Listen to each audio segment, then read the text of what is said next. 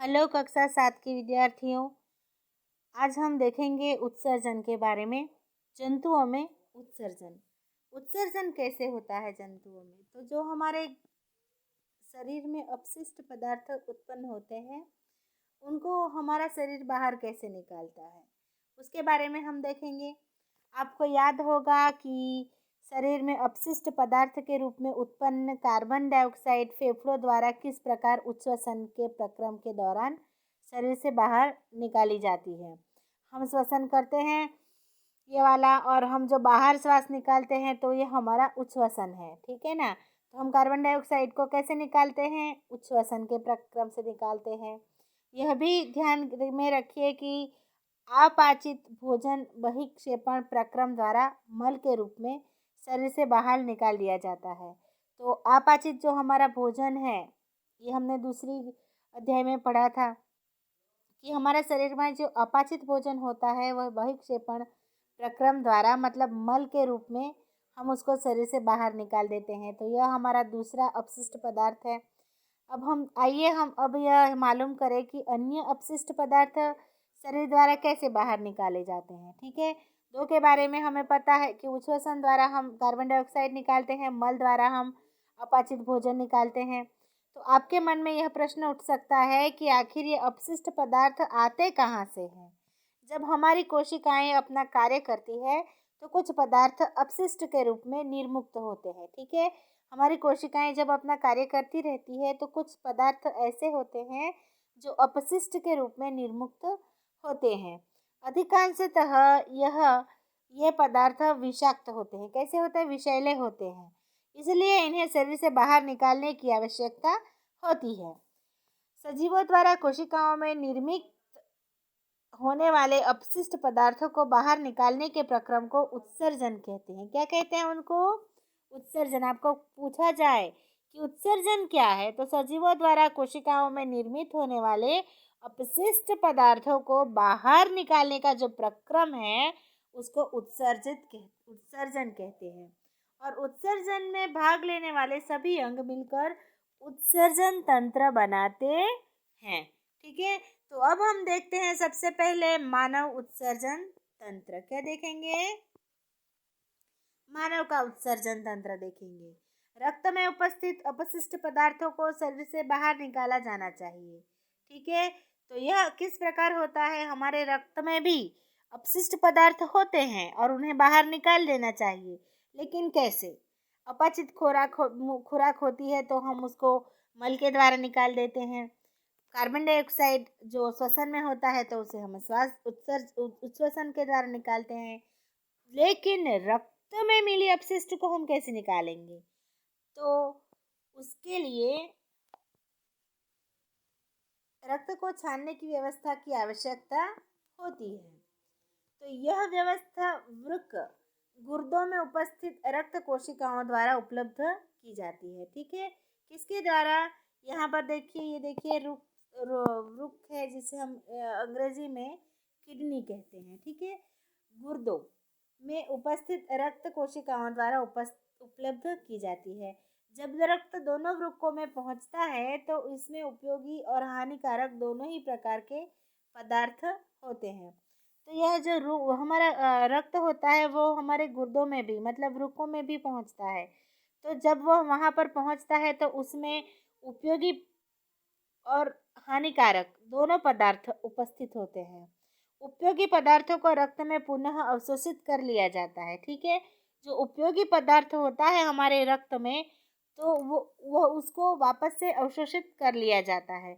जल में घुले हुए अपशिष्ट पदार्थ मूत्र के रूप में पृथक कर लिए जाते हैं। ठीक है, जब जल में घुले हुए जो अपशिष्ट होते हैं, पदार्थ होते हैं, वह मूत्र के रूप में पृथक कर लिए जाते हैं, मतलब हटा दिए जाते हैं।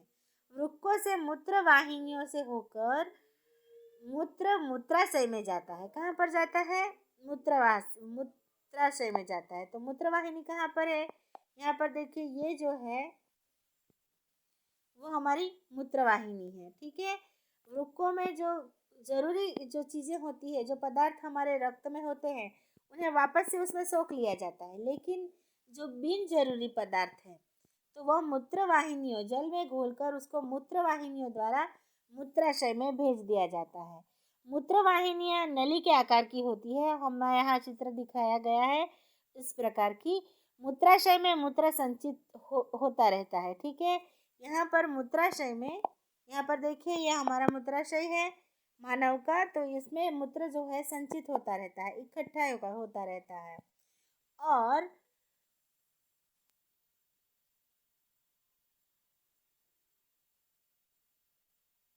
मूत्राशय से एक पेशी नली जुड़ी होती है जिसे मूत्र मार्ग कहते हैं, और मूत्र मार्ग का दूसरा सिरा खुला होता है जिसे हम मूत्र रंध्र कहते हैं, और जिससे मूत्र शरीर से बाहर निकाल दिया जाता है। सब है ना। तो वृक्क, मूत्रवाहिनियां, मूत्राशय और मूत्र मार्ग सम्मिलित रूप से उत्सर्जन तंत्र बनाते हैं।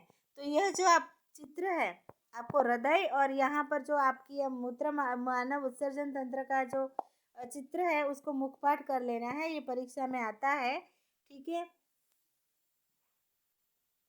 वृक्क, मूत्रवाहिनियां, मूत्राशय और मूत्र मार्ग सम्मिलित रूप से उत्सर्जन तंत्र बनाते हैं। अगर आपको पूछा जाए कि उत्सर्जन तंत्र का चित्र बनाकर हमें समझाइए, तो आपको यह चित्र बनाना पड़ेगा। कोई वयस्क व्यक्ति, मतलब जो बड़ा होता है, ठीक है, छोटा बच्चा नहीं, जो वयस्क व्यक्ति सामान्यतः 24 घंटे में 1 से 1.8 लीटर मूत्र करता है।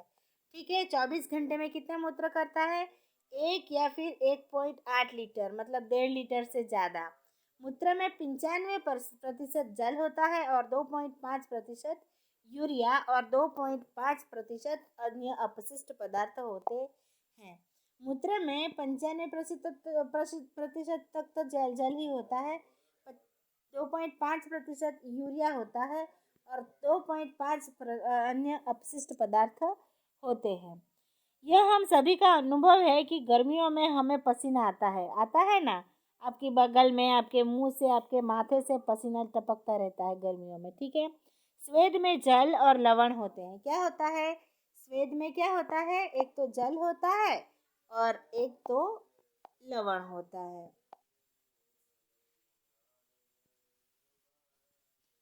बूझों ने देखा कि गर्मियों के दिनों में प्रायः पसीने के कारण कपड़ों में सफ़ेद धब्बे दिखाई देते हैं। तो धब्बे किसके कारण होता है? क्योंकि पसीने में हमारे लवण होता है, विशेषकर उन स्थानों में जहाँ अधिक पसीना आता है। ये धब्बे पसीनों में उपस्थित लवणों के कारण होता है। मैंने बताया ना अभी आपको। यह स्वेदन या पसीना आने का कोई विशेष प्रयोजन होता है। हम जानते हैं कि मिट्टी से बने घड़ों में रखा पानी ठंडा हो जाता है। कैसे? तो मिट्टी के जो बर्तन होते हैं उसमें जो लाद मिलाई जाती है वो जलकर उसमें छिद्र बनाते हैं, और वह छिद्र में से पानी टपकता रहता है या झरता रहता है। वहाँ पर हवा जो होती है उसको मिलती है, तो हवा को वो पानी मिलने से, हवा और पानी के मिलने से क्या होता है? पानी ठंडा होता है। तो इसका कारण यह है कि घड़ों के छिद्रों से रिसकर पानी उसकी बाहरी सतह पर आ जाता है। जब यह पानी वाष्पित होता है, मतलब उसका वाष्पन होता है, तो घड़े में बचा शेष पानी ठंडा हो जाता है। ठीक इसी प्रकार पसीना भी हमें अपने शरीर को ठंडे बनाए रखने में सहायता करता है। ठीक है, अभी हमें ज़रूरत नहीं है, तो अभी सर्दियों में हमें पसीना नहीं आता। ठीक है ना, आता है लेकिन ज़्यादा नहीं आता। कभी कभी किसी व्यक्ति के वृक्क काम करना बंद कर देते हैं, जिसे हम क्या बोलते हैं? किडनी फेल हो जाना। ठीक है, ऐसा किसी संक्रमण अथवा चोट के कारण हो सकता है। वृक्क के अक्रिय हो जाने की स्थिति में रक्त में अपशिष्ट पदार्थों की मात्रा बढ़ जाती है। तो क्या होता है? वृक्क हमारा जो खराब हो जाता है, तो हमारे रक्त को साफ नहीं किया जा सकता, क्योंकि उसमें से ये जो अपशिष्ट पदार्थों हैं, पदार्थ है जो बाहर निकाले जा रहे हैं, वो नहीं निकल पाते। तो ऐसे में क्या होता है? वापस से रक्त अपशिष्ट वाला, मतलब गंदा खून, कचरे वाला खून ही वापस हमारे शरीर में चला जाता है। तो उससे क्या होता है? हम व्यक्ति अधिक दिनों तक जीने की संभावना कम हो जाती है। आपने सुना होगा कि ऐसे ऐसे व्यक्ति जिनकी किडनी खराब हो जाती है, जिनके वृक्क खराब हो जाते हैं, उनको डायलिसिस कराना पड़ता है। तो डायलिसिस क्या है? डायलिसिस ये है कि खून को, मतलब ऐसे ऐसे व्यक्तियों के खून को पूरा निकाला जाता है और मशीनों में उन्हें साफ किया जाता है और फिर से दर्दी के शरीर में डाला जाता है। तो आपको समझ में आया अब डायलिसिस क्या होता है। तथापि यदि कृत्रिम वृक्क द्वारा रक्त को नियमित रूप से छानकर उसमें अपशिष्ट पदार्थों को हटा दिया जाए तो उसके जीवन काल में वृद्धि संभव है। इस प्रकार रक्त के छनन की विधि को अपोहन अथवा डायलिसिस कहते हैं। ठीक है, तो आपको समझ में आया। अब हम आगे देखें कि पहली जानना चाहती है कि क्या अन्य जंतु भी मूत्र करते हैं। तो जंतुओं के शरीर में अपशिष्ट रसायनों के निष्कासन की विधि जल की उपलब्धता पर निर्भर करती है। मछली जैसे जलीय जंतु कोशिका के अपशिष्ट उत्पादों को एमोनिया के रूप में उत्सर्जित करते हैं। ठीक है, कैसे करते हैं? एमोनिया के रूप में, जो सीधे जल में घुल जाती है। पक्षी, छिपकली, सर्प जैसे कुछ जंतु अपने शरीर से अपशिष्ट पदार्थों का उत्सर्जन अर्धघन सेमी सॉलिड पदार्थ के रूप में करते हैं। आपने अगर उनकी चरक देखी होगी तो उसमें पानी मिला होगा, ठीक है ना, जो मुख्यतः सफेद रंग का यौगिक होता है। ठीक है ना। आप अगर कबूतर या फिर चिड़िया जो है मल निकालती है उसमें देखो सफेद भाग होता है, तो वो क्या होता है? यूरिया होता है। क्या होता है? यूरिया होता है ना।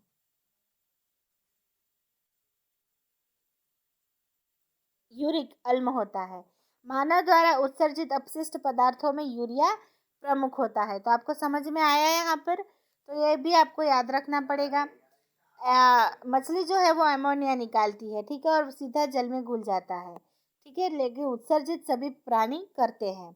उत्सर्जन सभी प्राणी करते हैं। यहाँ पर हमने मनुष्य का उत्सर्जन तंत्र पढ़ा। आगे हम अगले वीडियो में पादपों में पदार्थों का परिवहन पढ़ेंगे। ठीक है।